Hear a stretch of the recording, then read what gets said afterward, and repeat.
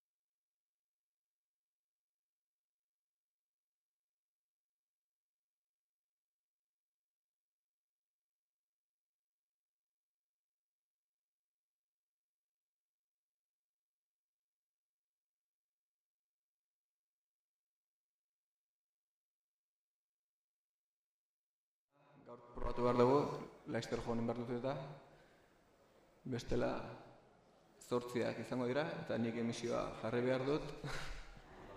Listo? Bai. Jarritu bazkare, nik itzen moten zukaitzeko.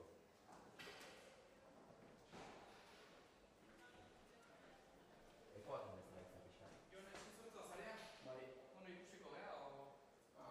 bai. Uda hona pasar, ez da? Fulbe bai. Kontan izango geha. Aprobetxatu. Garri.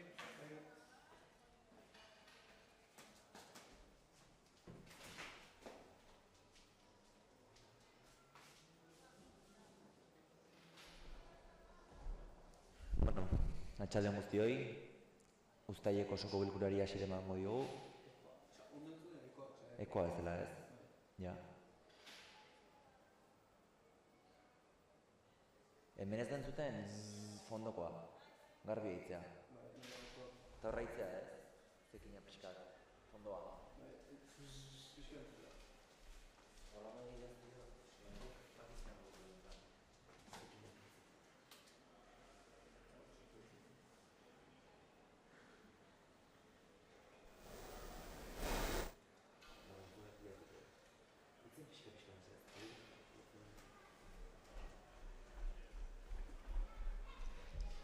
Bat, bi, hiru, lau, bose, kaixo, ongi etorri, gaurko osoko bilkurara, gaurko osoko bilkura hasteko.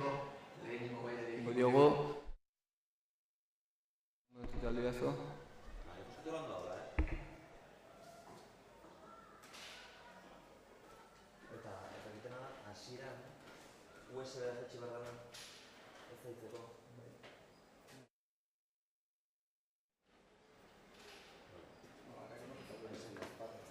Zuden atestoki eta azken montazik joni azten, bale? Nik egitea, nik beto lehenengo sartu, eta bai Eta dituko duzu eta azken bazpare bost gutxitan dugu azak ez da zuen. bai. Hora gutxitan ikusi gaur no... Como una horrela eta gozutxetan, no esan zuen. Eta eta biztan bezala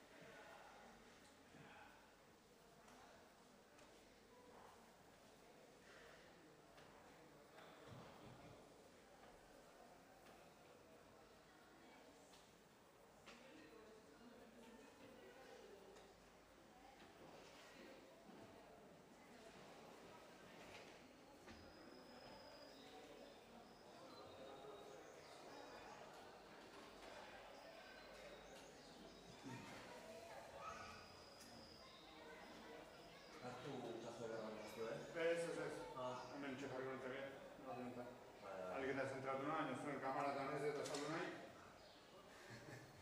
Bueno, bodatu nahi, ez? Horrekotan etorretzen beste kamarak kajoa erabiltzezu behar gainen jartzeko eta horretik esketzen. Imaztu, bai.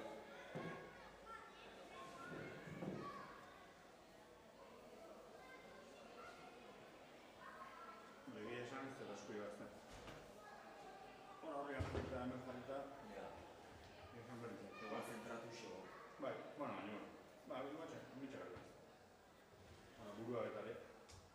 Beti dugu xioa. Libratu ditugu.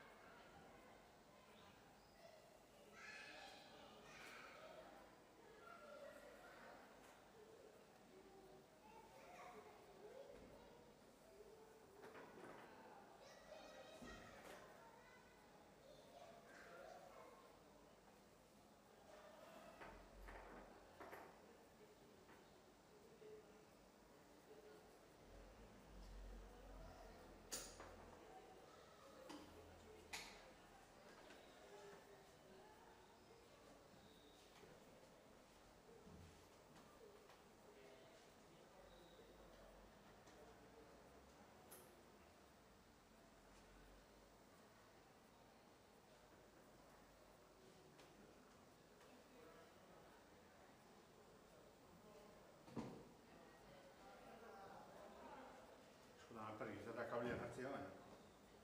Bai. Bati botoia azpite zaio, bestia ez da izaiteo.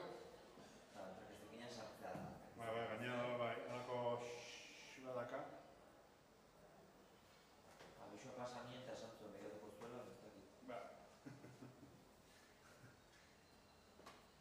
Begiratuko zuela, baina ez zuen esan noiz, ezta? Mira, etxigarro. Sin prisa, pero sin pausa.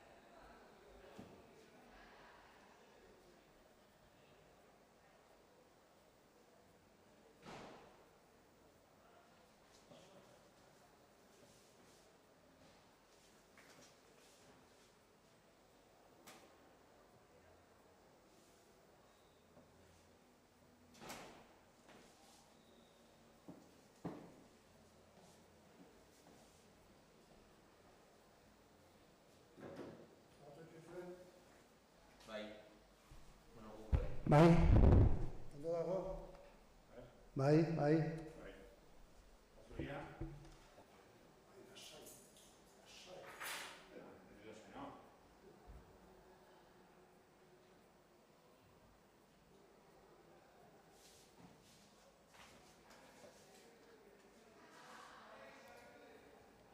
Bai.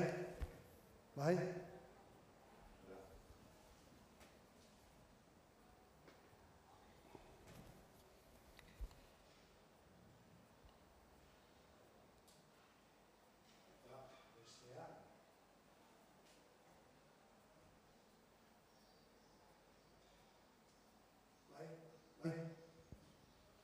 Bai. Bai, bai. Bai. Bai, lo único iguatu aurreko bezala ez dutzaltzea. Bai, hau ez? Bajo xamar. Bestaino bajo xo bai. Hasieran bajo bai no bate xo ikuste. Bai. Igualita compila. Bai. Vale, como yo. Vale, pues. Bai. Bale, emango alde jo. Hola, fuerte etxe dute bai. Hola, puramentu zein ezkeo entzuten da. Ganora zuten. Gogoki. Nik honek Pues al izate askotan, ganora zuten. Fuerte etxe ganora.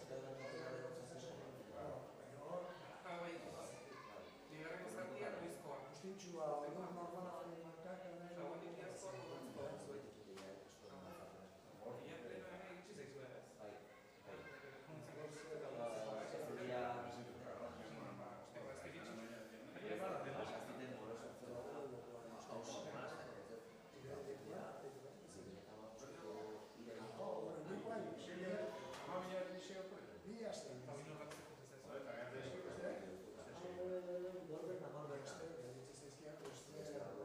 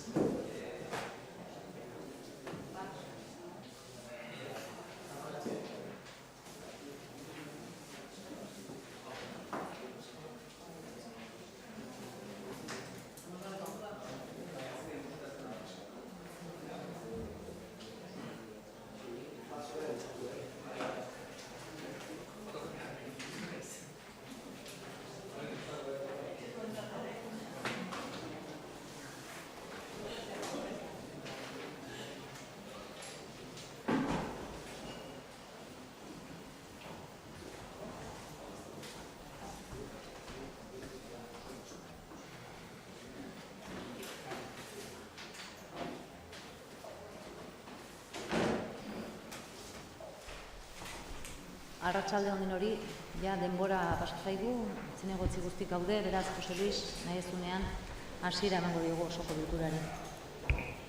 Arratsaldeon, hasi gaitezen lehenengo gaiarekin, eta gai zerrendak honela dio. Bat, ondorengoak eta onartzean, 2016ko ekainaren eta 8ko ohizko osoko bilkurakoa. Denoi banatu zaizue, beraz, badago ezer zuzentzeko, esan eta zuzenduko dugu. Bestela, hau batez onartzen dugu, onartuta joko genuken, beraz, onartuta jotzen dugu, eta bigarren gaiarekin jarraitu. Alkatetzako dekretuaren berri ematea, 2016ko ekainaren batetik 30-era. Hau da, laburpena, dekretu hauen laburpena pasatzea izuet denoi, eta akinean gainean zaudete.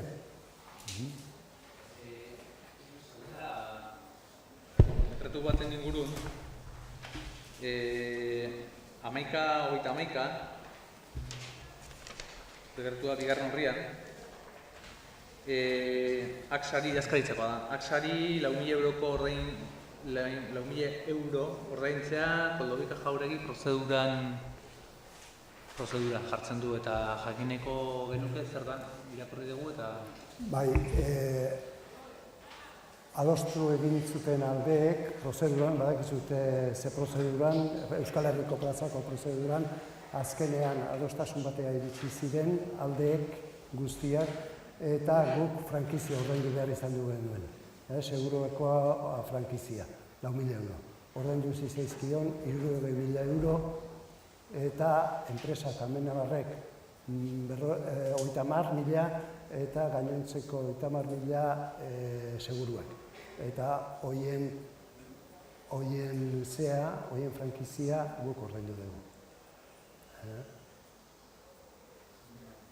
Urrengon gaia historikoa da, urteak ditu gai honek eta eskartuko genuke adibidez batzordetik pasatzea ez, irakurri dugunen pentsatu eta hortik antzigala, baina ideik ez genuen, eskartuko genuke pasatzea. Bestetik, 10.80 dekretu ere pertsonalekoa da eta jartzen du aipatutako prozeduran Tolosako udala agertzea hortarako abokatuak izan datuz, bigarren horri aldean. Ekainak 8koa da. Hau izango da mutua unibertsalaren zea, hor nolabate mutua unibertsalai sartu diete liskar bat, sartu diete mutua unibertsala gure istripuen mutua izan duzen, bere garaian gainera, eta 2007 baino lehenago egindako zea batzuk, kontratazio batzuengatik liskar bat sartu die Bartzelonan mutuari. Eta guk onuradun bezala, eta gu bezala beste udaletxe asko Euskal Herrian daude, Hernani adibidez, eta Sestao, eta udaletxe asko, aparte beste enpresa asko, totalean 2.000 baino gehiago enpresa daude, onuradun bezala, nolabate mutu honek egiten zituen onura gehiago eman udalei nolabate erakartzeko, bere aldera erakartzeko, baino hoi dena izatezan segurantza sozialaren gain izatezan hoi dena. Orduan, oain liskar bat sartu diete eta beraz gu onuradun bezala hor gaude sartuta liskarra. Ez ginen enteratu orain arte eta papatean izan du da enteratu berala. Orduan da, gure interesa defenditzeko.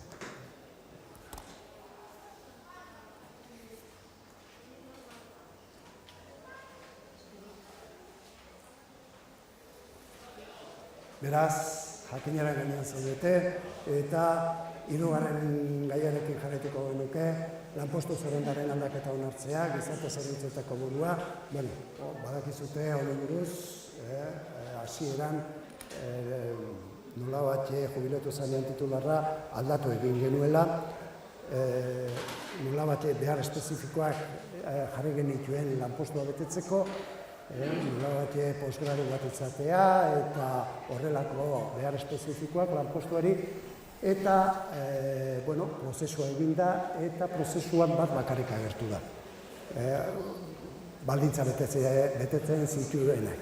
Eta ez du ganditu. Beraz, oain proposatzen da behar espezifiko horiek bere garaian plenoa jarri zitunak bertan bera ustea eta lanpostuaren titulazio modua ustea lehen zaukana. Hau da, diplomatu izatea zerbitzu sozialetan, diplomatu izatea zerbitzu sozialetan, lehen zaukana. Hoi da proposatzen dena. Beraz, proposamenaren alde daudenek, altxa ezatela eskuan. Piskat, esplikatzatik, Jose Luis, egile esan gizarte zerbitzuko buruan perfila hitzein zanean batzordean, piskat batzordekideak, eta baita sailean bertan bat zetozten gizarte langintzako persona bat izan behar zuela, baina azken urtetako esperientzian arabera baloratu zen baita ere erreparatzeak kudeak eta gaiari gehien bat, gizarte zerbitzu sailak aztertzen eta artatzen dituen gai guztiengatik, baita ere kudeatzen duen aurrekontu kopuruagatik eta baita ere bere menpe duen personalangatik, ez? Horregatik oinarrietan ezinbestekotzat jozan kudeaketan esperientzi bat eskatzea. Orain Jose Luisek adierazi duen bezala, persona bakarra aurkeztu zen perfil hori betetzen zuena eta azkenean ez du gainditu, beraz orain oinarrietatikan ezinbesteko adierazpen hori kentzen da eta kudeaketan esperientzia baloragarria izan liteke hori oinarriak onartzen direnean erabakiko dugu. Behintzat ez degula ahaztutzen kudeaketaren garrantzi hori aipatu nahi. Beraz, proposamenaren alde daudenak, altxa ezatela eskuan, beraz, onartutat emango genuke, hau batez. Eta hurrengo gaiarekin jarraituz, laugarrenak honela dio. 2015ko kontu orokorraren onarpena. Beraz, Paulino, Begoña.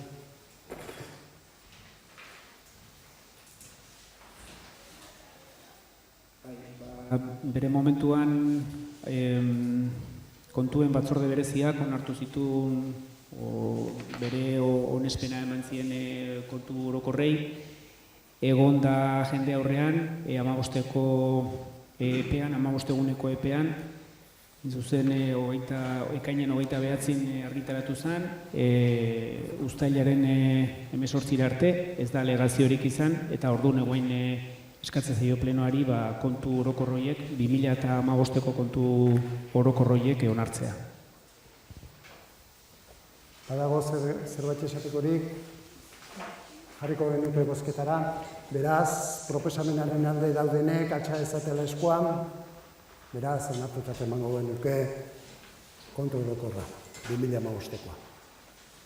Bosgarrena, ondasun higiezinen gaineko zergaren kuotak finkatzeko funtsezko elementuek erregulatzen dituen ordenantza fiskalaren aldaketaren onarpena. Hau nola batea eserako onarpen izango litzateke, ez? Ikengoet, Gabon. Bosgarren mundukin azte malimagea, hemen aipatzeko izango zen, maiatzan jaso genuela Foro Aldunditik bidalitako ondasun higiezinen lurzoruaren eta eraikinaren balore ponentzia berriaren proposamena. Aldundiak balio kataztalak eguneratzeko beharrak ikuste zitu, azkeneko berrikuspena 2001 egin zena.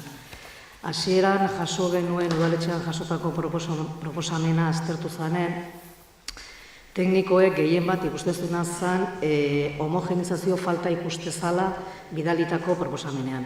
Bilera bat egin genuen Foru Aldundiko jendearekin, azaldu genituen gure dudak, eta gero horrez aparte egin genuen ogasun batzorde bat, eta ogasun batzorde hortan erabaki izan sasi alegazio bat bidaltzea Foru Aldundia diputaziora.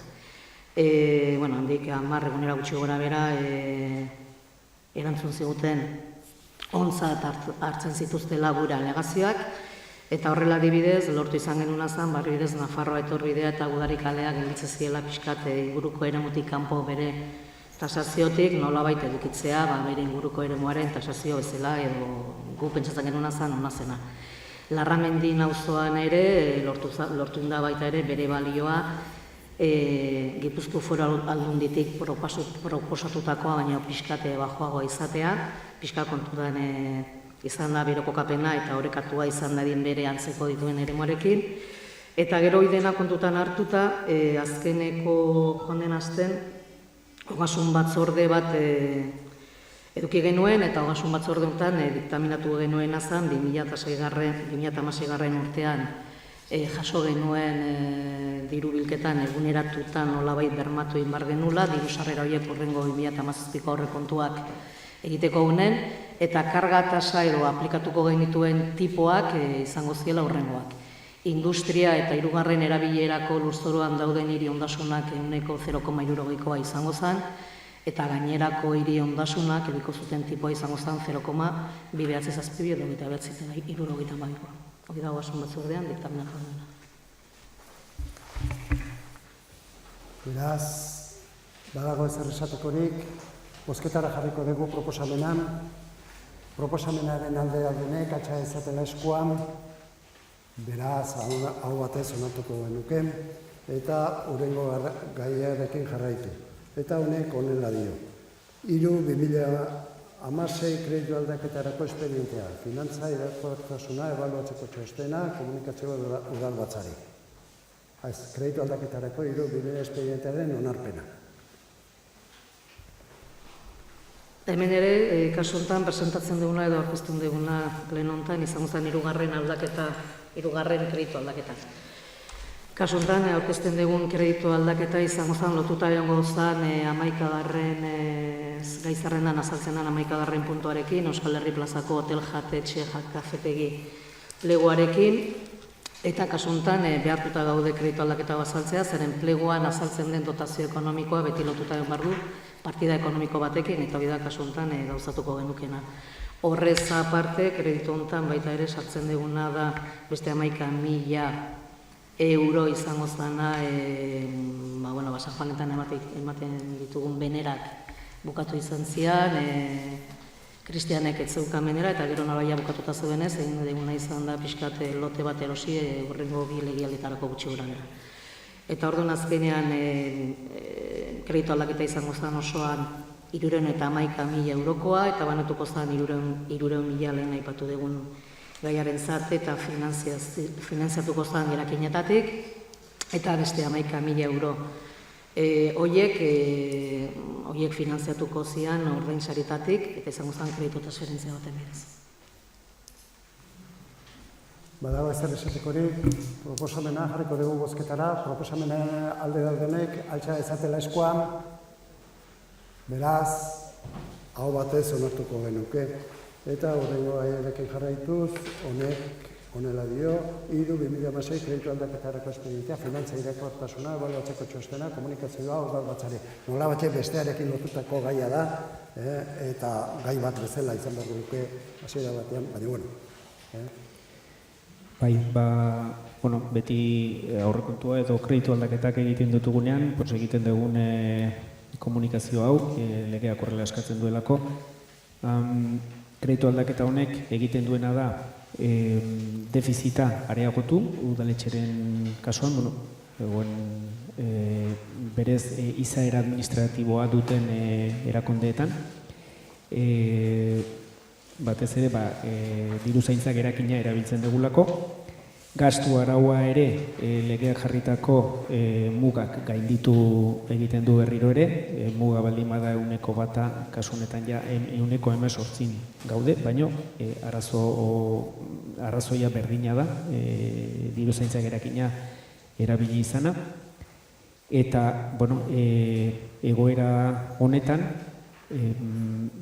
betetzen ditu udalak, legeak eskatzen dituen baldintzak, plan ekonomikoa ez egiteko eta horren ordez komunikazio hau egiteko plenoan. Komunikazio honetan adierazi behar da zein den finantza egoera iraunkorra da edo ez. Egiten diren aldaketakin, orain, batez ere 300.000ko inbertsio bat da, beraz ez da errepikakorra, eta beste alde aurrezki garbia esarrere arrunten 105 jarraitzen du izaten, beraz, nik uste egoera finantziora iraunkorra dela.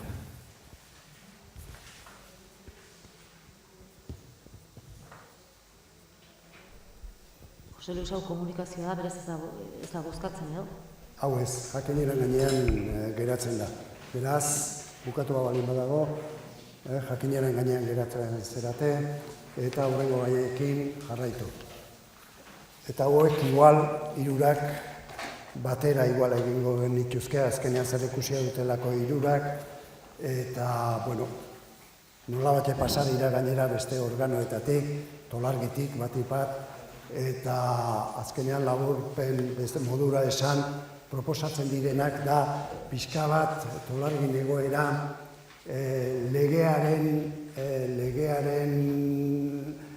legearekin bat jartzea, nola bate, naiz eta horrela funtzionatzen du.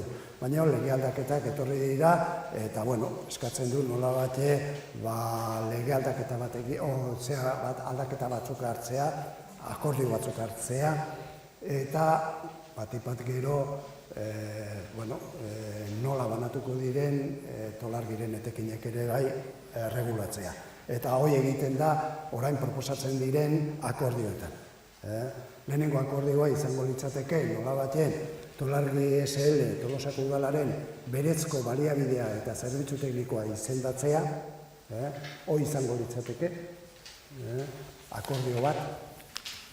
Bigarrena izango litzateke, horren arabera, nola, teknikoa dan, udalaren baliabide teknikoa, bitarteko teknikoa den, nola bate gestiorako, nola gestionatu behar duen zerbitzu hori, enkomendatzea ematea eta arautzea, eta hori da bigarren akordioa, arautzen da orain arte ematen den moduan, bakarrik etekinen banaketa bakarrik da berria, regulatzen dana, eta hirugarrena izango litzateke, hoien arabera, tolargiren junta orokorra bezala plenoa da, eta funtzio horietan estatutuak aldatzea.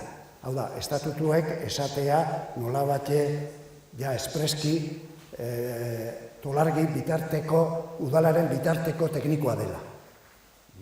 Lan horiek egiteko. Eta estatutuera hori jartzea. Hoi dira, 3 erabakiak hartu beharrekoak.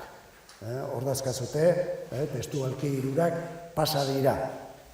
3 zeatik, tolargitik, naiz eta baldintzatuta daude udal plenoak hartuko duen erabakiari, baina denak onartu ditu tolargik eta denok ordezkatuta zaudete erakunde horretan.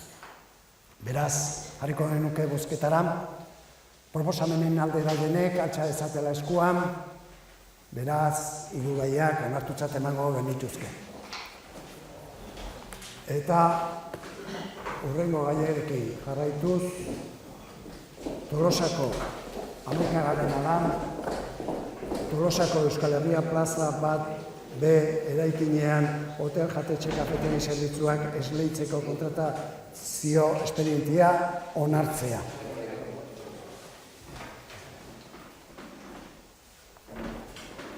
Honi buruz, ja aurreko plenoan onartu ziren nola bate baloraketa ekonomikoa, ebaluazio ekonomikoa eta anteproiektua, eta orain proposatzen dana beti ere jarrita baldintzatuta epe barruan ez dela alegaziorik aurkeztuko, ja kontratazioa egiteko baldintza pleguak. Baldintza pleguak aurkezten dira eta oik onartu behar dira.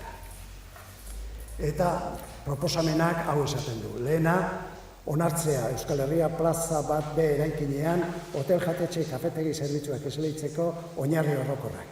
Obra publikoko emakida kontratuaren bidez. Konzesioaren epea 30 urtekoa izango da. Onarpen hau baldintzapean ematen da. Hau da, baldin eta alegaziorik aurkezten ez bada, hotel jatetxe kafetegi zerbitzuak ezartzeko bidegarritasun planaren eta eraikitzeko eta ustiatzeko aurreproiektuaren jende aurreko tramitean. Bigarrena, onartzea Euskal Herria plaza bat B eraikinean egokitzekoa den hotel zerbitzuaren lotea esleitzeko oinarri espezifikoak eta hotelaren kudeaketa arautuko duten baldintza teknikoen plegua. Hirugarrena, onartzea Euskal Herria plaza bat B eraikinean egokitzekoa den hotel kafetegi jatetxe zerbitzuaren lotea esleitzeko oinarri espezifikoak eta hotel jatetxe kafetegiaren kudeaketa arautuko duten baldintza teknikoen plegua.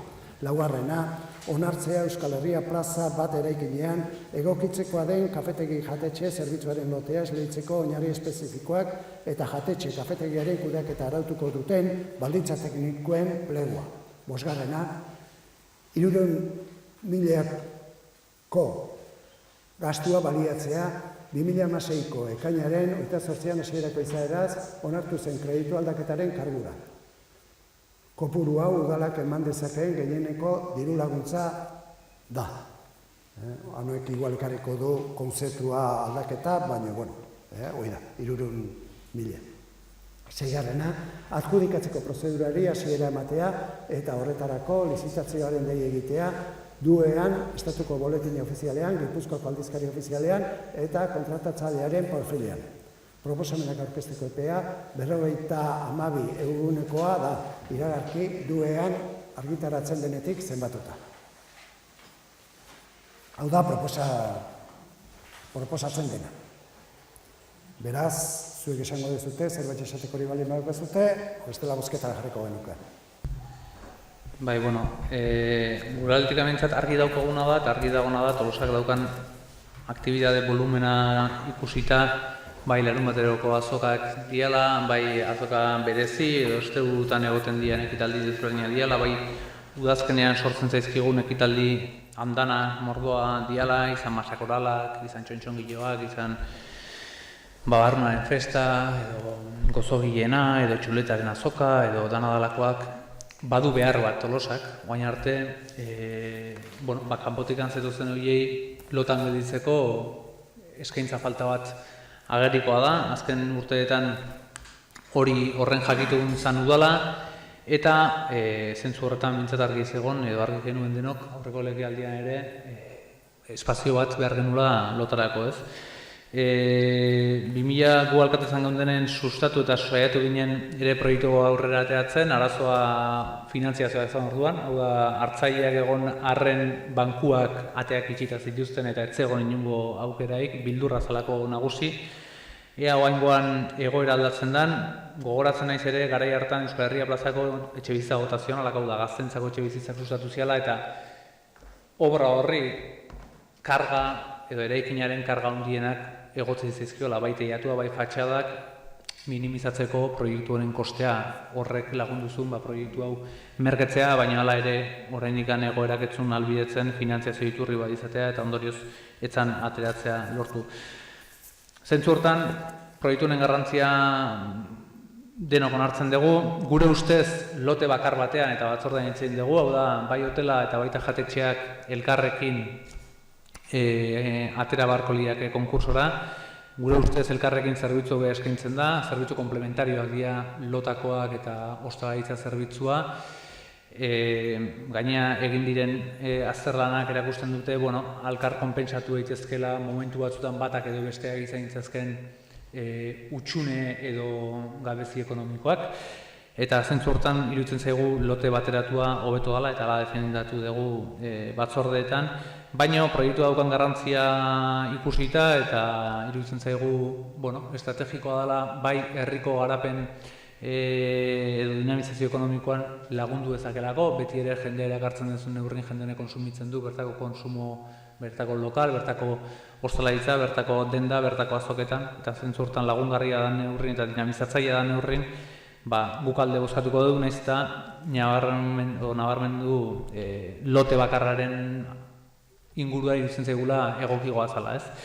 Hala ere, aurrera eta ados edo bat egingo dugu proiektuakin iruditzen zaigulako bat egiteko garaia dela horrelako garrantzia duken egitasmo batek.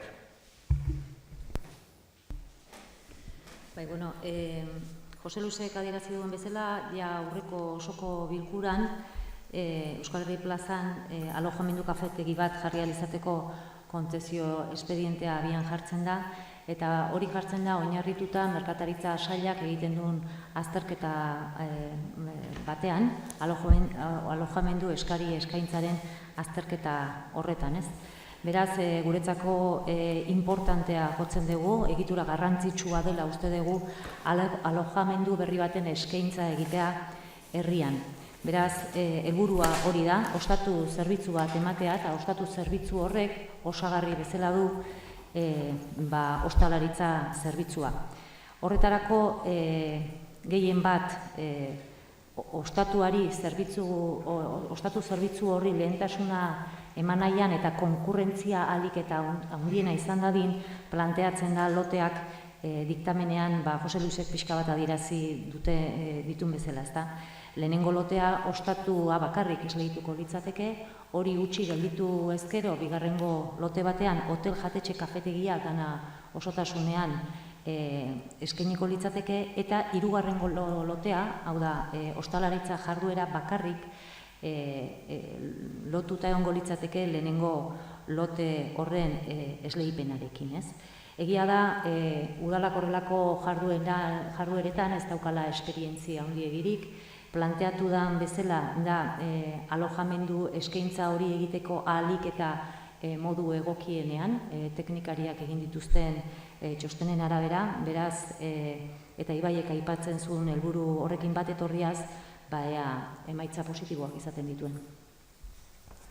Beraz, proposamenaren alde daudenek, altza ezatela eskoan, beraz, hau batez onartu zaten mango genuke, eta horrengo gaiarekin jarraitu.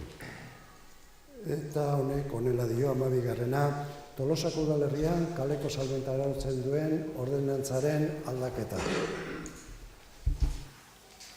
Proposamenak honela dio, eta, bueno, gero nola batxe mamiak adieraziko ditu nereak. Proposamenak honako du, Tolosako udalerrian kaleko salbenta arautzen duen ordenantzan hutsune batzuk zeudela eta aldaketa batzuk egitea proposatu da. Proposamen horiek aztertu ondoren erabaki da, lehena hasierako onespena ematea Tolosako udalerrian kaleko salbenta arautzen duen ordenantzan egindako aldaketei aurkezten den txostenaren arabera. Bigarrena, aldaketak jende horrean jarrita edukitzea, 30 lan egun iragarkiak Gipuzkoako aldizkari ofizialean argitaratu eta hurrengo egunetik kontatzen hasita, erreklamazioak eta iradokizunak aurkezteko. Hirugarrena, aurreko atalean aipatutako epearen barruan ez bada reklamaziorik edo iradokizunik aurkezten, proposatutako aldaketak behin betiko onartutat jotzea. Zerbait esan behar dezu, zerbait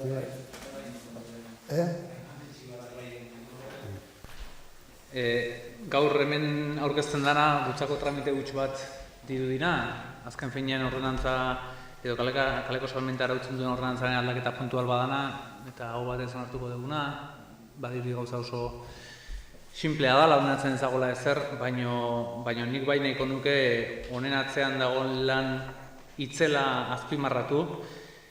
Ontarako iristeko lehenik eta behin zerkausiko eta azoketako produktua saltzen duten nekazariekin, pertsonek guztiekin elkarte bat sortzea adostu zen.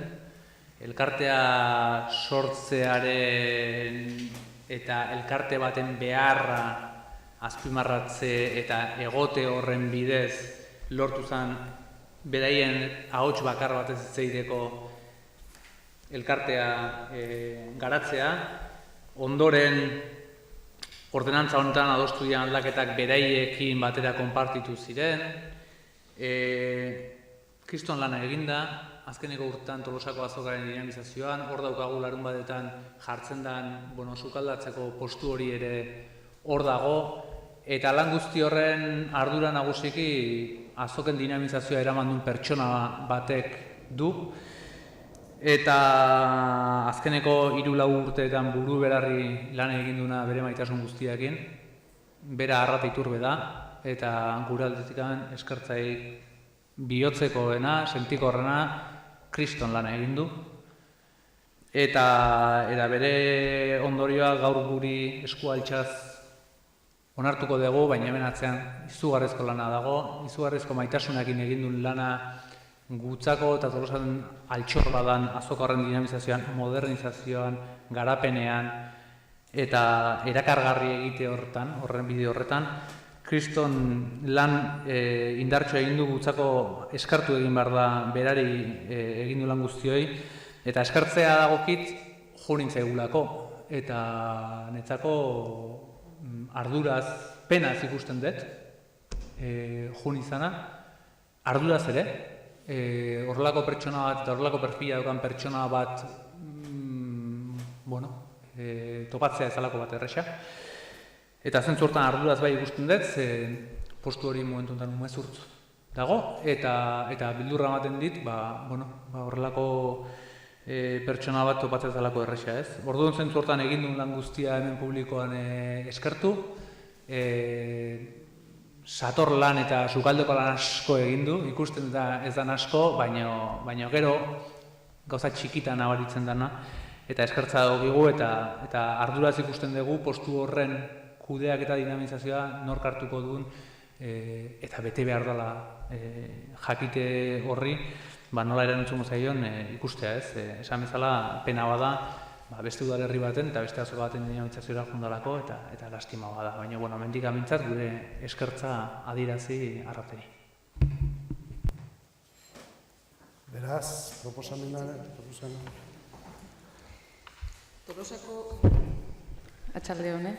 Tolosako azoka lehenengo sektore jarduera, produktu eta profesionalen erakusle eta udalerriko eredu ekonomiko eta sozialen oinarritako bat da, gure ondare natural eta kulturalaren babesle. Azokak eragin zuzena du Tolosako ekonomia eta gizartean, eta berez ezinbestekoa da azoka ekoizle eta saltzaileen alde egitea, eta hauen lana eta balioa goraipatu eta ikustaratzea. Azokak indartu eta sendotzeko helburuarekin, udalak azoka eta honekin erlazionatutako eragile ezberdinekin lankidetza dihardu. Honen eredu da, adibidez, 2016 ekainean Tolomendi landa egarapenarekin elkarterarekin sinatutako lankidetza azoka akordio markoa. Nun besteak beste, honako helburu nagusiak zehazten diren. Azokaren esentzia oinarria hartuta aktibidadea ekonomia indartzea, azokaren ezagutza bultzatzea gizartean, eta azokako eragileen antolaketa eta elkarlana bultzatzea. Garaikoa elkartearekin, hala nola beste baserritar azokekin eta tokiko ekonomiaren zerikusia duten beste sektoreen eragileekin. Aldi berean, orain gutxi aurkeztu berri den Euskal Herriko Unibertsitateko egindako tokiko nekazarien azoken eragin ekonomikoa eta sozialaren azterketak Gipuzkoako lurraldearen elikaduraren estrategia baten eremuan argi ikusten du azokak bai Gipuzkoan eta Tolosan duten inpaktu positiboa, tokiko ekonomia eta gizartean. Ikerketa honek Tolosako udala eta Tolomenderekin bat datozen lan ildo batzuk irudikatzen ditu, eta hauek garatu ahal izateko ezinbestekoak da eragile eta instituzioen arteko elkarlana. Udalak Tolomendirekin eta Garaiko elkartearekin elkarlanean, Tolosako azoka sendotzeko helburuarekin lanketa ezberdinak burutzen ari da. Horian artean aurkitzen da azoken kudeaketa, eta berez kudeaketa hau hobetu eta erraztu duten tresnen eta araudien berrikuspena ezinbestekoa da. Lanketa honek lehenengo sektoreentzako onura handiak ekarriko ditu, eta aldi berean tolosar guztiontzako. Testuinguru honetan, eta esan bezala, azokak indartzeko helburuarekin, oraingo honetan 2003ko irailaren 30ean Gipuzkoako aldizkari ofizialean argitaratutako Tolosako udalerrien kaleko salmenta arautze duen ordenantzaren modifikazioa aurkezten dugu. Ordenantza honek merkataritza establezimendu finkoetatik kanpo egiten den salmentak arautzen ditu, hala nola larunbateko azokak eta azoka bereziak. Ordenantza honetan, barneratzen diren aldaketa hauek Tolomendi eta Garaiko elkartearen adostasuna eta onespena dute, eta beharrezkoak konsideratzen dira egun azokak bizituten erronka berrietara ahalik eta hoberen aurre egiteko eta egokitzeko helburuekin.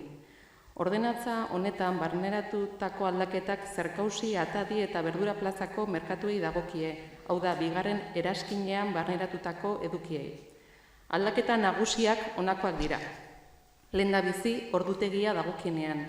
Ordenantzetan zehaztutako ordutegia alkate dekretuaren bidez aldatzeko aukera sartzen da. Honek malgutasuna ematen du bai ekoizle, saltzaile eta erosleen onurako izanik. Honekin lotuta ordenantzan zehaztutako ordutegi aldaketa txiki bat barneratzen da baita ere, kargaren bigarren txanda ordu bata laurdenetetik ordu bata terditara izatera. Bestetik, azoketan saldutako produktuen jatorria, ezagutzea eta honen bertokotasuna bermatzea udalaren eta Tolomenderen lehentasuneko bada, eta beraz, aspektu honi garrantzia ematen dio ordenantza honetan bi aldaketa zehatz barneratuaz. Ordenantzan barneratuta daude. Barneratutako beste aldaketa baimenaren iraupenarekin erlazionaturik dago. 2003 aprobatutako ordenantzak urte baterako baimena zehazten zuen atadiko merkaturako postuak salbuespen izanik. Aldiz, ordenantzaren eguneraketa honek, salbuespen hau denboraldiko produktua saltzen dituzten saltzaileen luzatzen zaie baita ere. Aldi berean, zehaztapen berri bat barneratzen da, udalak postuen ajudikatzerakoan, urte osorako diren postuen kokalekua lehenetsiko duelarik. Izan ere denbolari jakin bateko postuak izatekoak azokan epe jakin batzuetan utxuneak sartzea suposatzen du azokan eta hori ekidiktea garrantzitsua da. Udalaren beste lehentasuneko bat, Tolosaren azokaren irudia eta marka indartu eta sendotzea da, eta horregatik azokako logoa duten poltsak erabiltzea derrigorrezkoa izango da larunbateko azokan. Salbuespena izango da ekoizle edo saltzaile berak bere marka propio baldin badu eta beti ere poltsa horiek konpostagarriak badira. Tasen ordainketaren inguruan, ordenantzean eguneraketak kuota desberdinduak ezartzen ditu, bai ekoizle eta saltzaile izanaren arabera. Alde batetik, mahai bakoitzeko kuota finkoa egunekoa esartzen da, eta bestetik, ekoizle edo saltzaile izategatik, kasu honetan, ekoizle izarearen definizio berri bat sartu da Gipuzkoako Foru Aldundiaren definizioarekin bat datorrena. Eta definizio honetan, egun azokan ditugun saltzaileako ez dira barneratzen. Hori dela eta, testu berri bat erazten zaio artikulu horri, nun naiz eta ez bete aurreko artikuluan aipatutako baldintzak, norberak ekoiztutako produktua saltzen dituenak ekoizlera izango du, baldin eta ordenantza hau indarrean jarri aurretik zerkausiko azokan postua badauka. Udalak postu guztiak errebisatuko ditu eta hauen ekoizle eta saltzaile izaera duten edo ez zehazteko. Azkenik, ekoizle eta baserritarren elkartzeari garrantzia emateko helburuarekin 15 puntu artikuluan aldaketa barneratzen da. Azokako ekoizle eta saltzaileak beraien kezkak edo eta proposamenak banak adierazi beharrean aukera izan dezaten garaiko azokako baserritar ekoizle eta saltzailearen elkarteko batzordearen bitartez egiteko. Eta Ibaiek esan duen bezala, hau sekulako sukaldeko lan bat izan da hone iristeko, bertan baserritarrak, baita dinamizatzailea buru belarri dira, udal teknikariek ere, eta denei eskertu azkenen adostasun batera iritsi garela, eta sukaldeko lan hori oso importantea dela. Tolomendin momentu honetan utxune badago, Arrate bere postua beste enpresa batera bideratu da, bere ikasketarekin lotutako lanpostu batera joan da, eta momentu honetan Tolomendi eta udalaren ardura da, eta momentu honetan elkarrizketa ezberdinak egin dira, eta irailean edo suposatzen dugu pertsona berri bat izango dugu. Beraz, proposamenaren aldean denek, altxa ezatela eskuan, proposamenan hau batez onartu dugu, eta horrengo gaiarekin jarraituz, honek honela dio, bide publikoan terraza jartzea arautzen duen ordenantzaren aldaketa. Eta honek proposamenak honela dio, bide publikoan gero eta gehiago ikusten dira erakuslekuen bidez jarritako saltokiak eta jarduera komertzialen elementu osagarriak, dekorazio elementu eta kartelak. Jarduera horiek ez daude araututa eta beraz ez daude inolako irizpiderik egoera horiek kudeatzeko eta baimentzeko. Horrela, jarduera horiek arautzeko bi aukera daude. Bi gai horiek arautzeko ordenantza bat egitea, edo eta bide publikoan terraza jartzea arautzen duen udal ordenantza egokitzea bi gaiak uztartuz.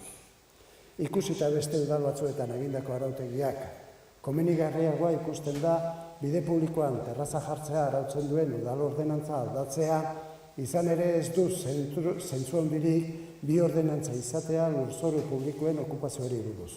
Horrela, ordenantza honen tituluak datu egingo da ondoren adierazten den moduan. Bide publikoan terrazak, produktuen salbenta erakuslekuak eta jarduera komertzialen elementu osagarria jartzea arautzen duen udal ordenantza. Gainera, bi lurzoru publikoaren okupazio berriak arautzeaz gain, terrazen inguruan zehaztapen berri bat barneratzea beharrezkoa ikusten da.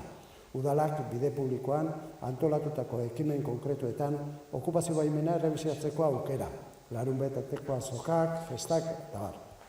Horrekin batera, tasa fiskalen ordenantzara egokitzeko aldaketa bat barneratu beharra ikusten da, lizentziaren iraupenari dagokionean. Azkenik, arau haustearekin loturiko artikuluaren kasuan isun kopuruak aldatzea beharrezkoa ikusten da.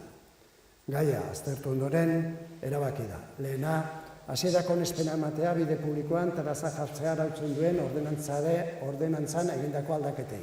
Bigarrena, aldaketa jende aurrean jarrita edukitzea, 30 lan egun iragarkia Gipuzkoa aldizkari ofizialean argitaratu eta hurrengo egunetik kontatzen hasita.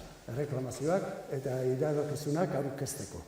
Hirugarrena, aurreko aktalean aipatutako epearen barruan ez bada erreklamazio edo iradokizunik aurkezten, proposatutako aldaketak behin betiko onartutzat jotzea. Hau da, proposamena nolabait ordenantzaren aldaketari buruz egindakoa.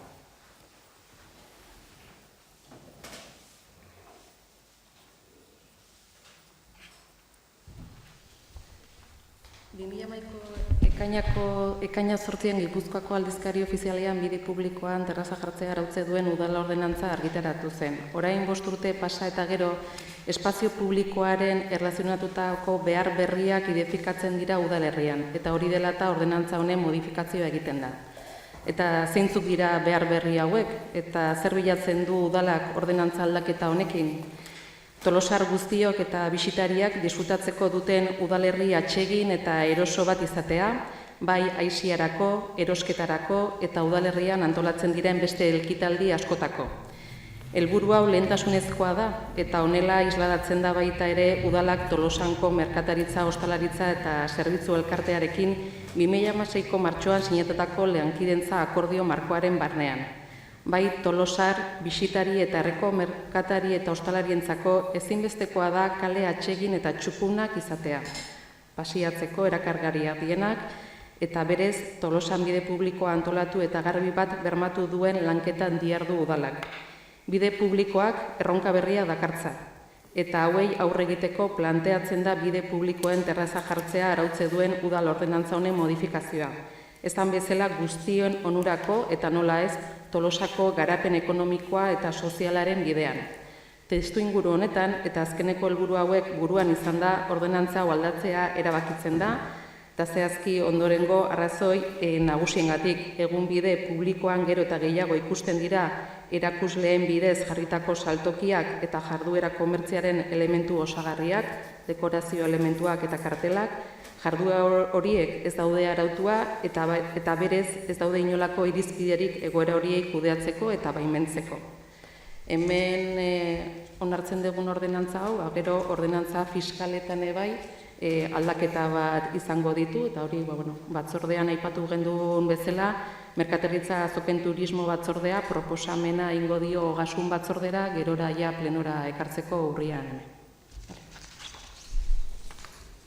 Besterik ezean, proposamenaren alde daudenek, atxa ezatela eskuan, beraz, onartutzat emango genuke proposamena, eta 14. gaiarekin jarraitu, honela dio, ACES eskolaz kanpoko ekintza osagarrien programaren inguruan EH Bilduk aurkeztutako mozioa.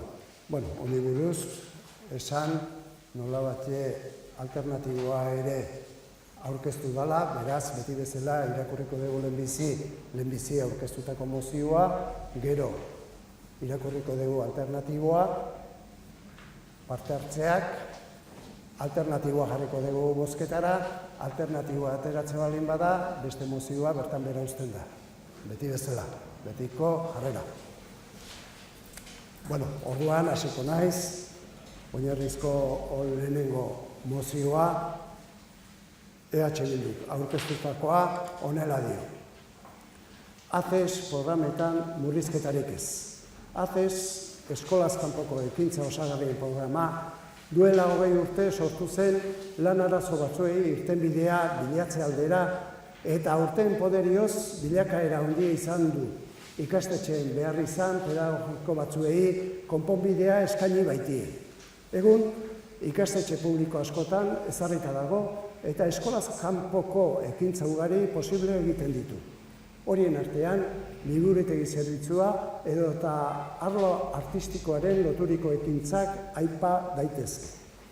Eusko Jaurlaritzak programa horiek murriztea erabaki du. Tolosan bertan ere nozitu da murriztea. Samaniego eskolan, liburutegi zaintzarako lanaldi osoko lanpostua lanaldi erdiko bihurtu berri baita. Itxura batean, irizpide ekonomikoa hezkuntzaren kalitatearen irizpideari gailentzen ari zaio kasu honetan. Erabaki honen ondorioak larriak dira. Bat, behin-behineko langile askori eragingo dieten lan orduen murrizketa nabarmena dakar. Bi, aurren heziketa prozesuan atzera pauso nabarmena izango da. Programa hauek aukera eman diete ikasleei beste ahalmen batzuk garatzeko. Besteak beste, hezkidetza, elkartasuna, sozializazioa, behar bereziak. Gure iritziz, este prozesua ez da mugatzen ikastorduetara. Ekintzok aurren hasialdean heziketa prozesua aberazten dute eta irakasleen lanaren osagarri dira. Hiru, hezkuntza inklusiboaren printzipioa kolokan jartzen du. Programa hauek ikas komunitateko eragile ezberdinen parte hartzea eta elkarlana sustatzen dituzte, eta doako eskaintza izanik, familia orok parte har dezake egoera ekonomikoa horretarako muga izan gabe. Integrazioa eta sozializaziorako ezinbesteko espazioak dira, egoera soziokultural eta ekonomiko larrienetan bizi diren familia askorentzat gotorleku eta aukera izan daitezkenak. Hezkuntza komunitateko parte handi batek salatu du erabaki hau, sindikatuek eta guraso elkartek tartean. Gure iritziz, eskola liburutegien gisako egitasmoak desagerrarazteko trantzean ipintzea onartezina da.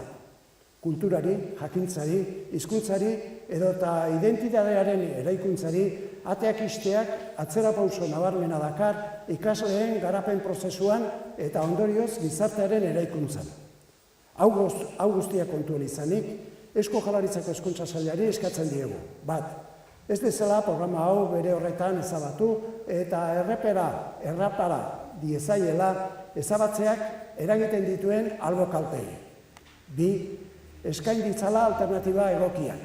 Hiru, hezkuntza murrizketa politiketatik at uz bezala, oinarrizko eskubide unibertsala den heinean. Lau, hezkuntzari dagokion erabaki oro, hezkuntza komunitatearekin eztabaidatu eta adostu ditzala. Bost, azkenik, babesa adierazi nahi diegu, programa hauen biziraupena bermatu eta babestu nahian lanean gabiltzan hezkuntza komunitateko kide guztiei. Hau da, nolabatxe etxabilduk aurkeztutako mozioa. Eta alternatiba bezala, EAJ-PNV-ek aurkeztutakoa, nolabatxe honela dio. ACES programaren etorkizunari buruzko EAJ-PNV-ren mozioa. ACES, eskolaz kanpoko ekintza osagarrien programa, duela 20 urte sortu zen euskara ez zekiten irakaslei, hizkuntza eskakizuna eskuratu ezuten irakaslei, lan irtenbidea emateko. Erabaki horrek ez zuen bestelako oinarririk, ikaslei begirako arazoak konponbidean jartzeko, baino gehiago izan zen irakaslei irtenbide bat emateko urratsa. Urteen poderioz, bilakaera bestelakoa izan da, ikastetxeen behar izan pedagogiko batzuei konponbidea eskaini baitie. Egun, ikastetxe publiko askotan ezarrita dago eta eskolaz kanpoko ekintza ugari posible egiten ditu. Horien artean, liburutegi zerbitzua edo eta arlo artistikoarekin loturiko ekintza aipa daitezke. Horiek horrela, aitortu behar da bere garrantzia duela programa honek. Hala ere, egungo legediaren bilakaerak ikaslei begira sustatzen diren irakurtzeko ekimen berriak, ikastetxeei eskatzen zaizkien programa berriak, irakasleek duten prestakuntza eskaintza, Euskadiko herri liburutegiekin abian jarriko diren planak eta liburutegien garapenak eskatzen duten birpentsatzea eta hausnartzea aurrera begira irakurtzailetasuna sustatzeko programa osoaren ibilbidea. Eusko Jaurlaritzak programa horiek murriztea erabaki du. Samaniego eskolan, liburutegi zaintzarako lanaldi osoko lanpostua, lanaldi erdiko bihurtu berri baita. Itxura batean, irizpide ekonomikoa, hezkuntzaren kalitatearen irizpideari gailentzen zaio kasu honetan. Hori horrela, Tolosako udalak hezkuntza, hizkuntza politika eta kultura sailari eskatzen dio ACES programaren etorkizuna baloratzerakoan kontuan har ditzala. Bat, hezkuntza zentro bakoitzak programa honen inguruan egiten duen diagnostikoa. Bi, ACES programaren parte hartzen duten profesionalen ezaugarriak.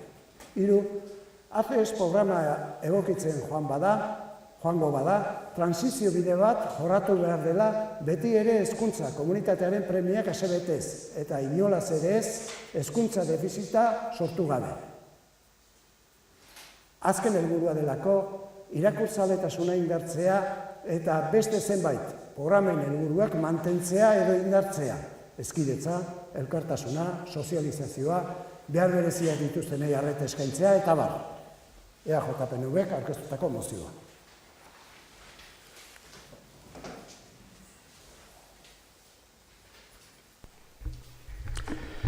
Arratsaldeon, aurkeztu dugun mozio proposamenetan, saiatu gara EAJarekin adosten, ez dugu lortu.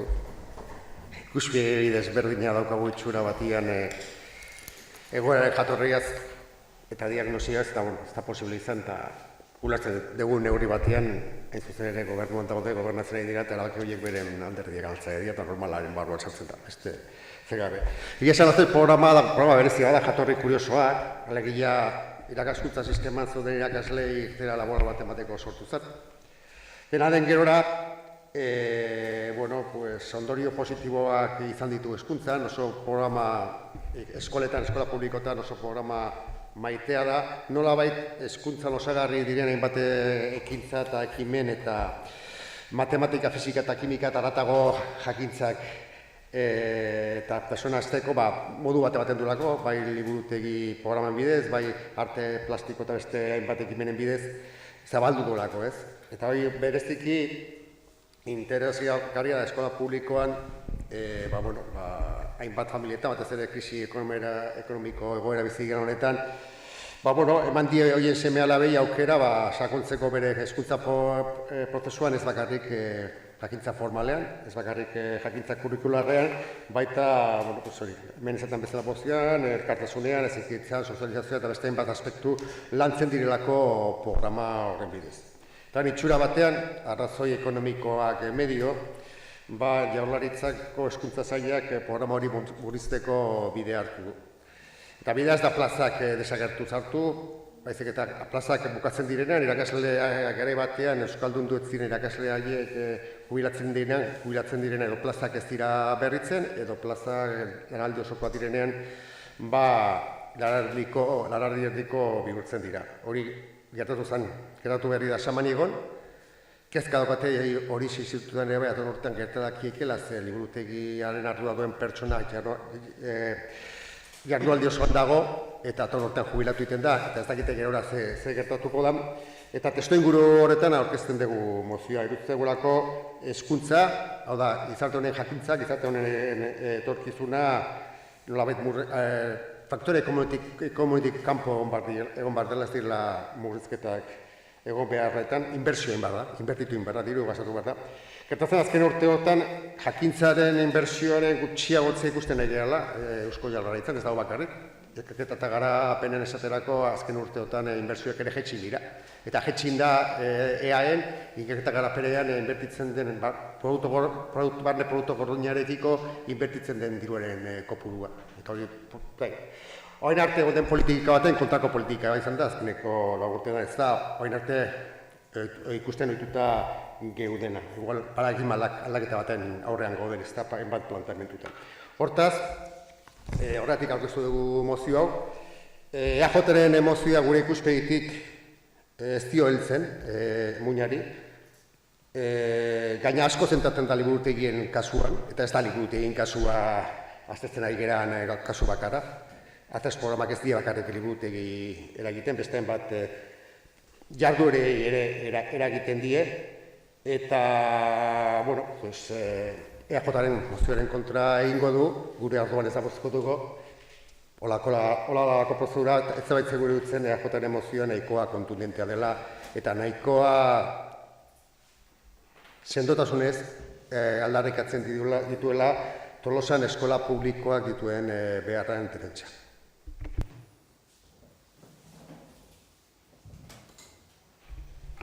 Bai, atxaldean, ez da gu gobernuan gaudelako gure posizioa zuen kontrakoa dela.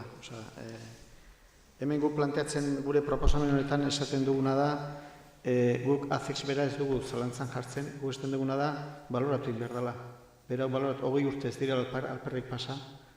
Hau sortu zenean izan zen ez zuzen ere, esantan bezala, zenbait irakasle kopuru handia, ez zaukan egiaztatuta bere hizkuntza eskakizuna eta etzan hezkuntza sisteman kurrikuluan txertatu, orduan hoien etzako lan osagarri bat sortu zen, eta horiek plaza horiek hor egon dira, eta hemen planteatzen gabitzena da, 20 urte ez dira alperrik pasa, eta gaur egun, AFEX horretan dabiltzanan, ikastetxe bakoitzan funtzio jakin batzuk betetzen ditugu esaten duguna da, hori aztertu inberda hezkuntza esaten dugu aztertzeko. Eta esaten duguna da, hezkuntza komunitateak behar duena, izan behar duela guk ez dugu esaten dagoelako jarraitu inberdenik, hori da zuek esaten duzuena. Guk esaten duguna da, badago, baloratu izan daila, eta beharrezkoa da, eta hezkuntza komunitateak hori edo beste zenbat programa barrema ditu, diru baliabide jarri behar dira horretarako, hori da guk plantetzen dugun hemen. Balorazio hori egiteko, eta balorazio egiteko esaten duguna da, batetik ikastetxearen diagnostikoa kontutan hartu behar dela, ikastetxeak zer dion, kontutan hartu behar dela AFEX programan dauden irakasleen ezaugarri profesionalak, ze hor batzuk era batera edo bestela espezializatzen joan dira, eta gero horren baitan erabakiak hartzeko. Hezkuntzan aurrekontua igo eginda, hemen errexitze egiten da murrizketa daude, aurrekontua igo egin dira, Jaurlaritza osoan aurrekontuak igo egin dira. Gertatzen da, ez dagoela gauza guztietako eta programa guztietarako dirua, eta inberdia programak baloratu inberdia, ebaluatu inberdia, eta horren baitan egokia bada, egokitu inberda, eta guesten duguna da, beharrezkoa bada egiteko. Ez dugu esaten kendu behar denik, arazo ekonomikoak daudelako. Premiak handiak dira, hemen udalean ikusten dugu. Udalean ere, gauza gehiago dituzke, eta ezin dugu egin, ditugun baliabide mugatu direlako. Eta guk urtero ere, aurrekontuak goruz dikoa normalean, goruz joaten da. Eta hala ere, gauza batzuk egiten dira, pixuak endu eta beste batzu handiago eman. Da hori egiten da urtero aurrekontuko nartzerakoan da baloraz egiten. Hemen ere gauza berdina planteatzen dugu, ez dugu esaten kendu behar denik. Orduan, hori eskatzen dugu, eta 20 urte ez dira alperrik pasa. Eta askor irakurtzaletasuna garatzeko programak indartzen daude bertan, eta egin ditugu azken urteotan, bereziki azken urteotan, irakurtzaletasuna indartzeko programa ugari asko egin ditugu, diferenteak. Ez bakarrik helduentzat, baizik eta umeentzat. Hori dana ikusin behar nola txertatzen den. Eta hori hemen ez da planteat, gu planteatu egin dugu, eta zuen bigarren emendakinak kendu indezue. Gusten dugu, baloratu izan behar da. Eta horren baitan, hezkuntza komunitatea ere iritzi entzun da, orduan, erabaki behar da zer egingo beste usanek kendu behar denik. Eta hori da gure testuan dagoena. Beraz, mozio alternatiboa jarriko genuke lehenbizi, EAJ-PNV-k aurkeztutako mozioa, lehenbizi, bozketara eta ateratzen baldin bada, bestea bertan berautziko litzateke. Beraz, mozio alternatiboaren alde, EAJ-PNV-k aurkeztutakoaren alde daudenek, altxa dezatela eskuan, aurkan,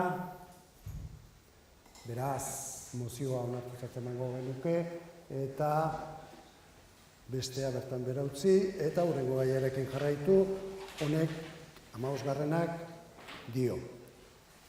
Tolosako Alderdi Sozialistak komunitateko autokonpostagailuen inguruan aurkeztu duen mozioa. Nolabait aurkeztu du mozioa hasiera batean, baina ez da kontuan izango, noski, eta adostu dute EAJ-PNV-k eta Alderdi Sozialistak mozioa, eta hau kontutan izango da, lehenbizi, eta gero kontramozioa o mozio alternatiboa aurkeztu du EA Bilduk, eta leheno egindan bezala, egingo nuke lehenbizi irakurri mozio adostu hau, gero alternatiboa, jarriko genuke bozketara, behin debate izan da gero, jarriko genuke alternatiboa bozketara, ateratzen baldin bada, bestea bertan bera geratuko litzateke, ez baldin bada ateratzen, bestea bozketara jarriko genuke. Hoi beti bezala. Beraz, mozio adostua, Tolosako alderdi sozialistak eta Tolosako EAJ-PNV alderdiak aurkeztua honela dio. Tolosako udalerriko zenbait auzoetako autokonpostagailuen sistemaren inguruko hausnarketa abian jartzeko alderdi sozialista eta EAJ-PNV-ren mozioa. Tolosako alderdi sozialistak eta EAJ-PNV taldeak eskatzen diote udalari bat. Azter ditzala sakontasunez Tolosako auzokonpostagailu sistemen egoera, bai osasun ikuspegitik eta baita ikuspeni ekonomikoari begira.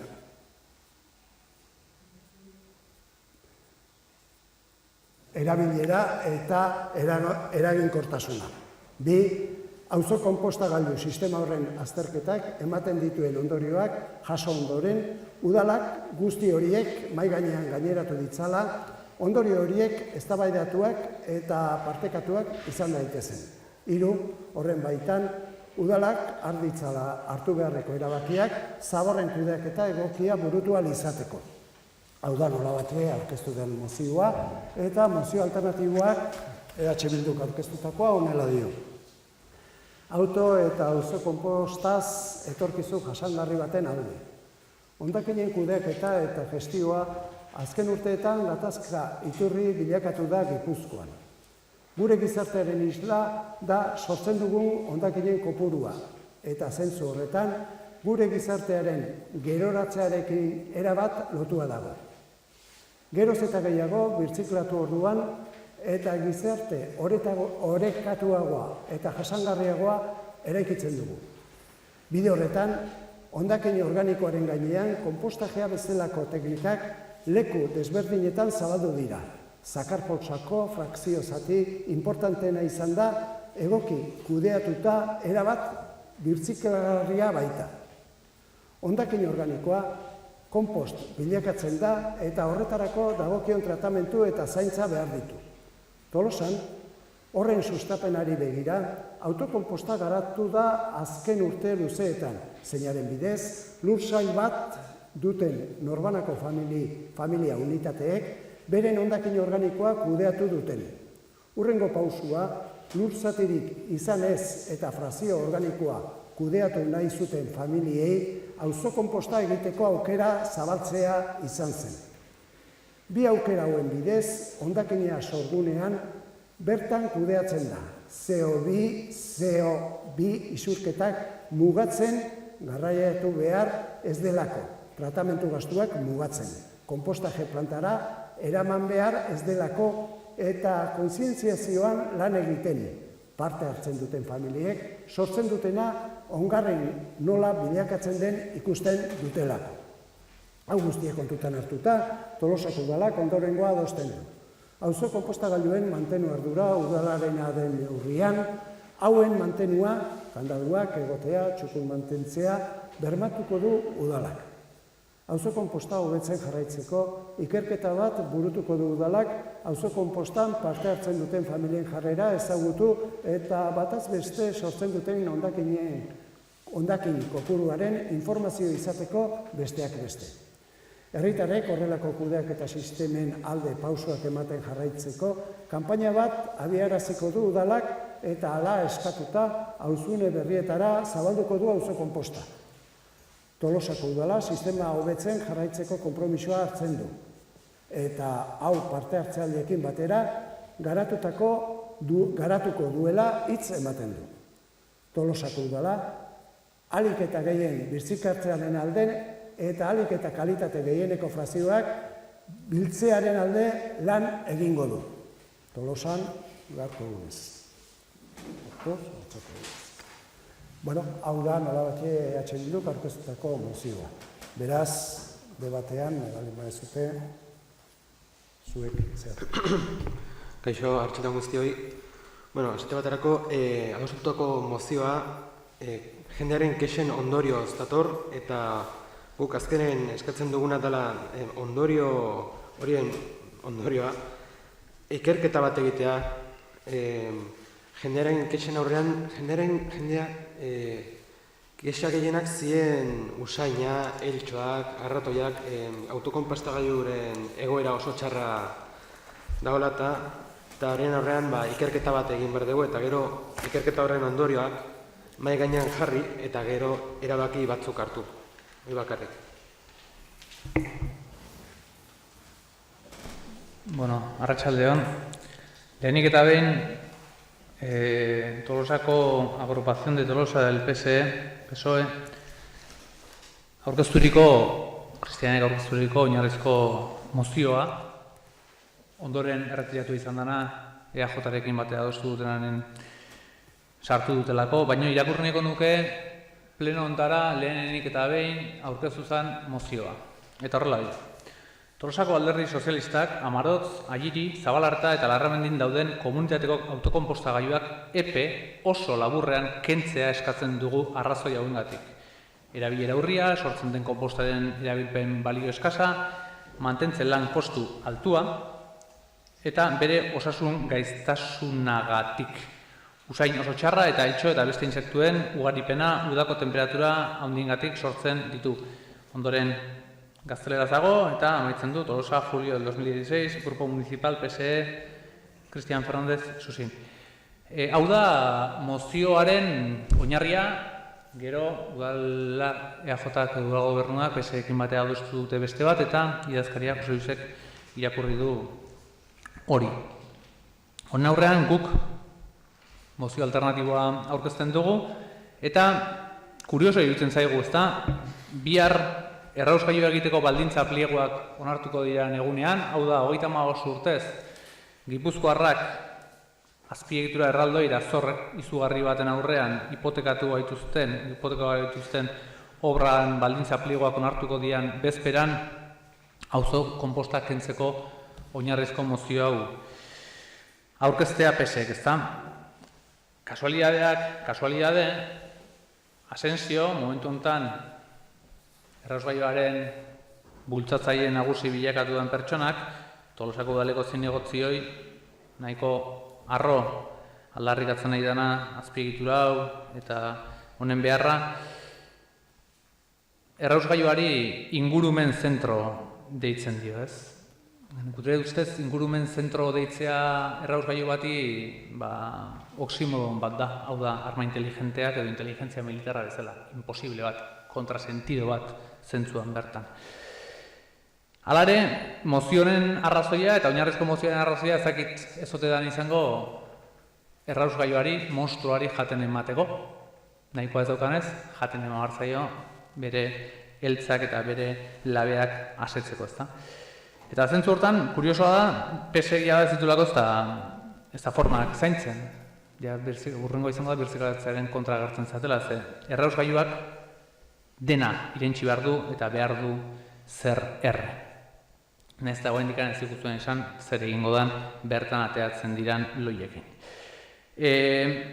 Ulertzen dut, nahiko egoera inkomodoan jarriko zuela EAJ eta horregatikan lortu dezuela mozio hau oinarrizko mozioa kentzea eta azterketaren inguruko hausnarketa egiten duen mozioaren gatikan aldatzea, ezta? Baina kuriosoa da, gogoan daukat, zuek udalean sartu zinetenen, nola nahi jende batek deitu nindun, autokonpostan kidezian jende desente deitu nindun, esanez, udaletxetikan nola deitzen iztzaien, baita patxibea ere parte hartzen ari zen ikerketa hortan, jakiteko, autokonposta hauek zer nolako arrakasta, zer nolako jarrera zaukaten parte hartzaileen artean, ezta? Nei ulerta ziziaten arabera, nik deik ezun jaso, ez delako autokonpostek egiten, bai autokonposta, kentzeko asmoz egiten ezia debidek, eta baina, azkenean entzen duten kendu, ezta? Orduan, kurioso iruditzen zait, berriro, azterketa bat egitea, eta iruditzen zait, eta ikusita, PSek oinarrian mahai gainean jarri duen mozioa zein da, azterketara erabil nahi duzuela, justifikazio bat bermatzeko edo bilatzeko, eta albotikan, autokonpostador hauek kentzeko justifikazio bila, ezta? Orduan, lehenago, Jokin, zuk azesan aurreko mozioan, ez? Azesak esan zenun bezala, ez? Baloratu egin behar dugu gero erabakiak hartzeko. Kasu honetan, azeksetan erabakiak hartu dira, murrizketak eman dialako, eta kasu honetan, ikerketan iruditzen zaigu ondorioak idatzi dituzuela, eta neohizkuntza bat erabiltzen dugula sarri, ez? Esateko, baloratu, ikertu, erabakiak jada hartuak dituzuenean. Gure ustez, auzokonposta eta autokonposta, biak, autokonposta urteak dira martxan jarri izala, baina baita auzokonposta ere, sistema eta kudeaketa sistema egokiak dira. Horrek ez du esan nahi, hobeto kudeatu ezin daitezkeenik, ez da gutxiago ere. Baina ongi kudeatzea, usaiak, arratoiak, kandaduak egotea, txukun mantentzea, horren ardura, udalarena da. Udalak bermatu behar du, hori egiten dela, beste herriko zerbitzu guztiekin bezalaxe. Diot, kudeaketa eta arazo hoiek ez dira auzokonpostagailuak txarrak, desegokiak direlako, baizik eta hoien ardura daukan eragile, agente edo administrazioak ez duelako bere lana egiten. Eta zentzu hortan behintzat, ezin dugu kudeaketa txar bat erabili sistema egoki bat kentzeko. Sistema hona dela diogu, hondakinak sorgunean kudeatzea delako moduik egokina. Sortzen ez den hondakina eta zirkuitotik ateratzen den hondakina ekonomikoki merkegoa da. CO2 isurketak murrizten ditu garraio zerbitzuan ezalako kamioiak ez dituztelako bueltak eman behar. Gogoratu nahiko nuke Tolosako udalak 20-20-20 alkateen ituna sinatua daukela, uste Kopenhageko edo Pariseko ituna ere, ezagitzen zen azkenekoa, baina azkenen CO2 isurketak murriztea bere burua behartzen duen proposamena edo egitasmoak sinatu dauzka, 20-20-20 egitasmoa izango litzake 2020-erako 120an CO2 isurketak murriztea, 120an energia konsumoa gutxitzea eta 120an energia berriztagarrien produkzioa igotzea, ezta.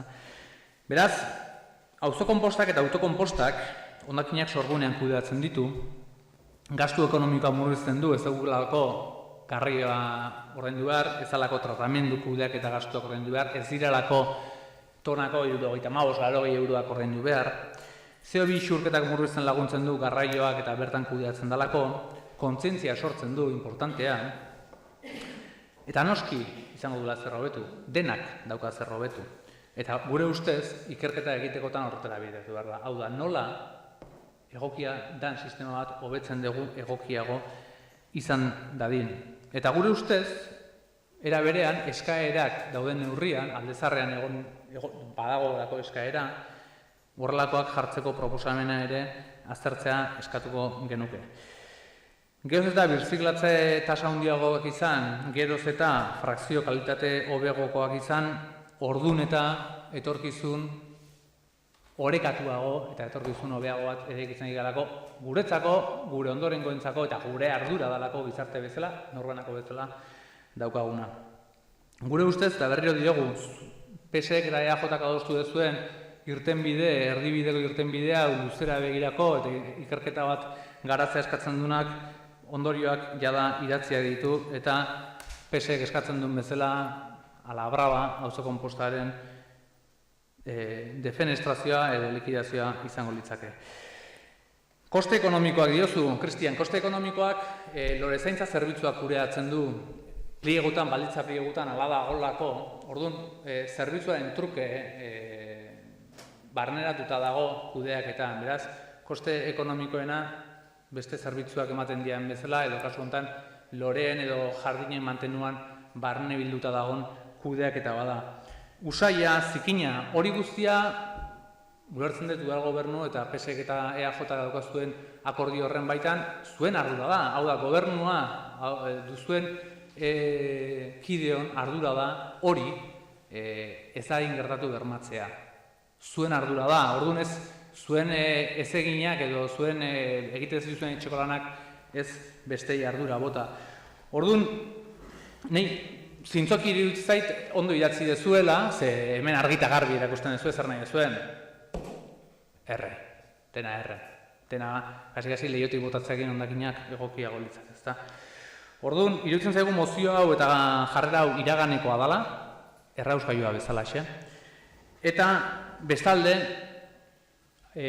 aurkeztu duzuen zuek azkenen aurkezten duzuen mozioa irtenbide edo erdibideko aurreko mozioan bezala baloratu beharreko, ikertu beharreko arazoa dela, baina erabakia eta ondorioak idatziak dituzuela. Orduan, guk ez dugu zuen alde egingo, iruditzen zaigu ikertu beharrena da eta garatu beharrena da eta hobetu beharrena da badagoela zer hobetu. Bide honetatik jarraitzeak merezi duela. Eta zentzu horretan iruditzen zaigu zuek ere eta mozioa modu inklusiboan onartua, denok onartua izan dadin idatzia dago eta zuek ere onartu beharko zenuketela guk aurkeztu dugun mozio hori. Gauza asko eta ez dakit, gai naizen modu ordenatuan esaten eta ondo bukatzen. Urtea pasa dira, baina badirudi urte gehiago pasa beharko dutela, zenbaitek ez dute ulertzen zer berdintasun dagoen bilketa eta tratamenduan. Bilketa da gauza bat eta hori da guri dagokiguna udala bezala eta tratamendua da beste gauza bat. Hasiko naiz esaten, hartu dut zuek aurkeztutako mozio hau oso azkeneko momentuan eta bistazo bat botata, hasiko naiz esaten zerekin gauden ados, zen nik uste interesgarria dela. Uste du gurean azaltzen dela hori, baina bazpare, argi gelditu da, Tolosako udala sistema hobetzen jarraitzeko konpromisoa hartzen du eta hau parte hartzaileekin batera garatuko duela hitz ematen du, erabat ados. Tolosako udala ahalik eta gehien biziklatzearen alde eta ahalik eta kalitate gehieneko frakzioa biltzaren alde lan egingo du. Erabat ados hori ari garelako egiten. Esaten dezue eta nik uste dut honegatik esango degula ezetz gehien bat, ezta? Auzo konposta hobetzen jarraitzeko ikerketa bat burutuko da udalean. Zer gertatzen da honekin? Jartzen duela auzo konposta eta konpostaje, autokonposta edo konpostajea berez, herrian egindakoa, bilketa guztiaren zentro bezala, oinarri bezala jartzen du. Izenburua berak ere gauza bera, ez da? Auto eta auzo konpostaz etorkizun jasangarri baten alde, ez? Hori da oinarria. Esango genuke,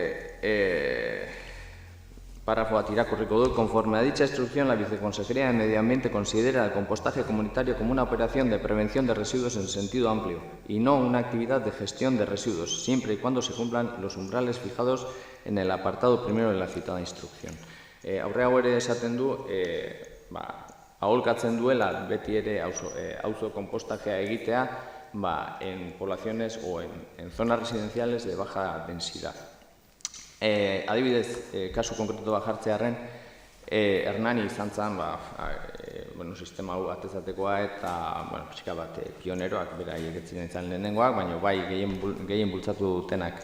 Jarri zituzten hainbat auzo konpostaje puntuak eta obari ematen zen horiek erabiltzeko eta zer gertatu zen, obari ematen denez, jendea apuntatu zen asko. Iristen da momentu bat, ezin direla gehiago jarri.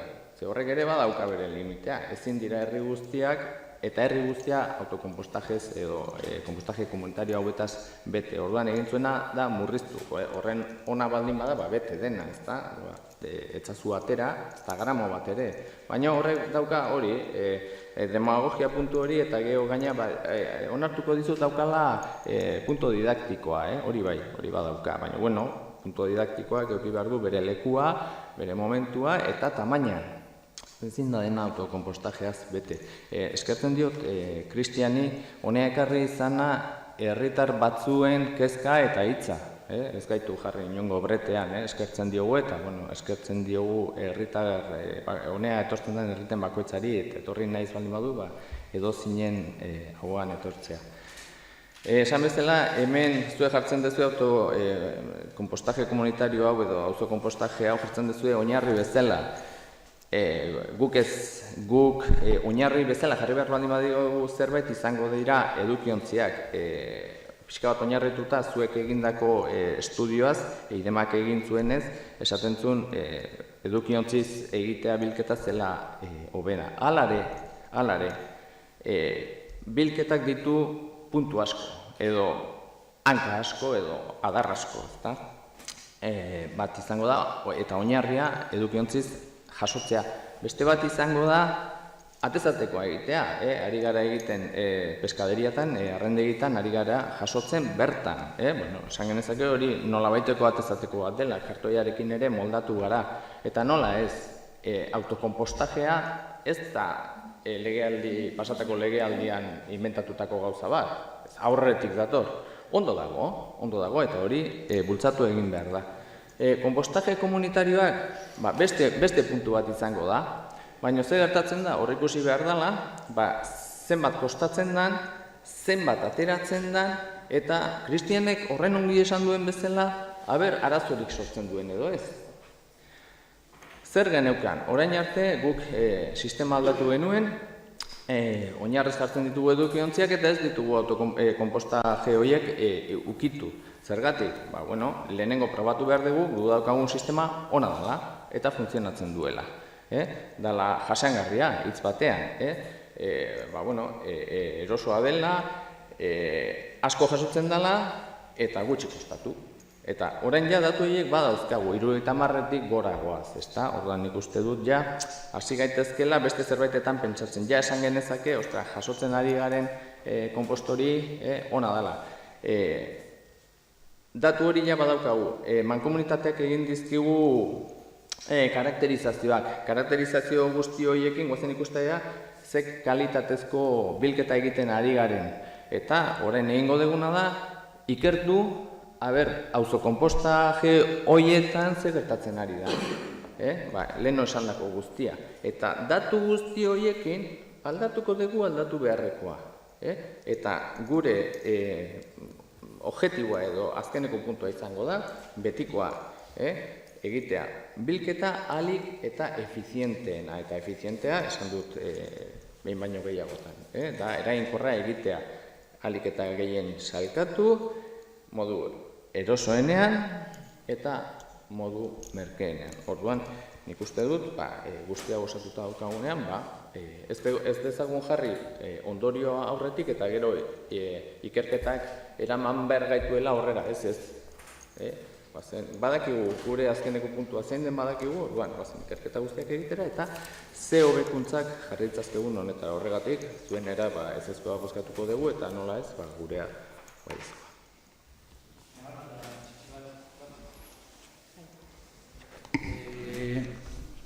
Pena manten dit patxi, ez egon izana, plenoa prestatzeko aukidegun bileran, Jokin eta Olatzirela, lehenengo gauza aipatu dutena dela, izan dalako, ez nula bilketa sistemaren inguruan aipurik egin nahi, mozioan, ez da bai dantzuak saiesin nahi dituelako. Guk inungo momentutan ez dugu aipatu, bilketaren edo frakzio organikoaren erdigunean auzokomposta egon behar denik. Inungo momentutan. Hori ulertu baldin baduzu, gaizki ulertua, Olatz eta Jokini lehenengo gauza eta Kristiani, Olatzen bulegoan, azaldu diotena dela testua ez du aipatzen.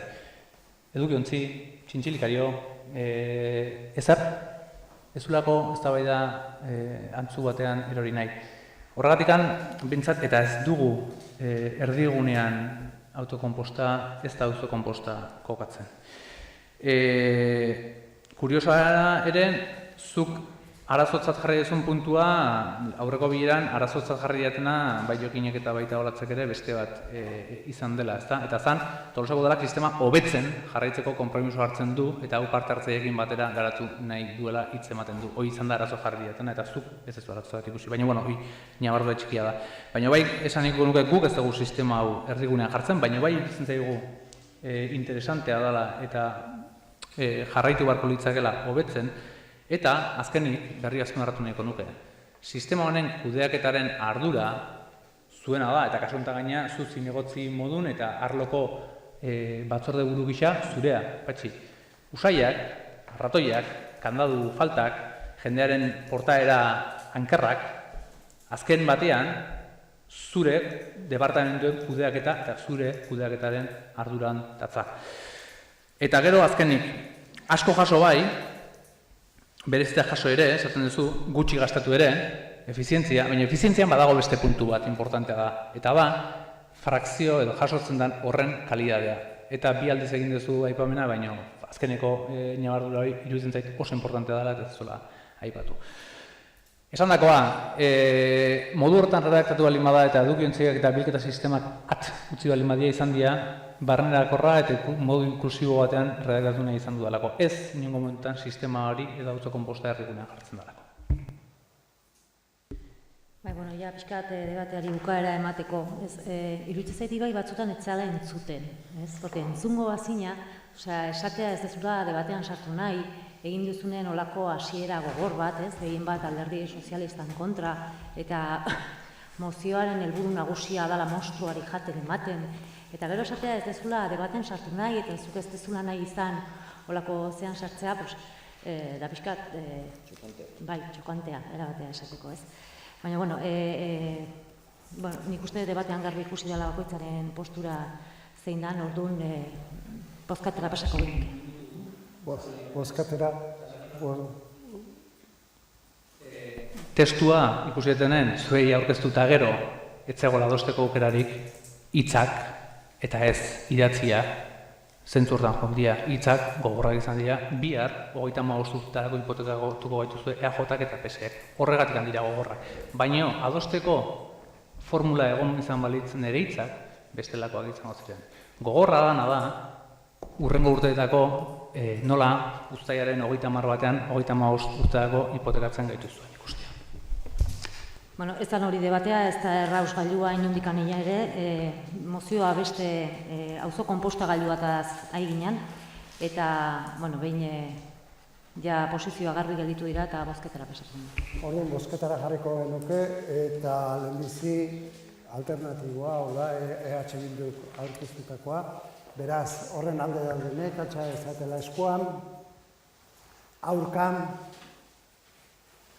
beraz, ez da onartzen, oen jarriko genuke jatorrizko mozio adostua. Mozio adostuaren alde daudenek, altxa ezatela eskuan, aurkan, beraz, onartutat ematen da, mozio adostua. Hurrengo gaiarekin jarraituz, eta azkena, 16garrena, galdera eta eskaerak. Eguna dituzu nahi, zorintxoak izan da ondo pasa. Bai, hau da uda aurretik izango duguna azkeneko osoko bilkura, beraz oporrak ondo pasa, eta irailean izango dugu datorren osoko bilkura.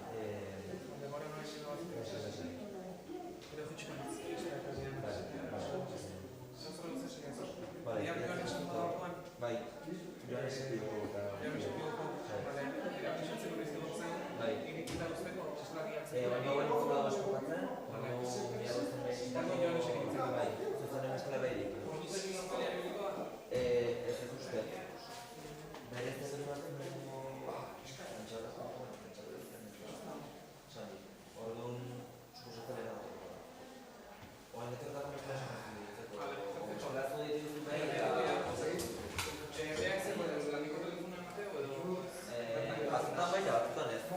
Hau ez da bitatuko. Bale, eskerrik asko.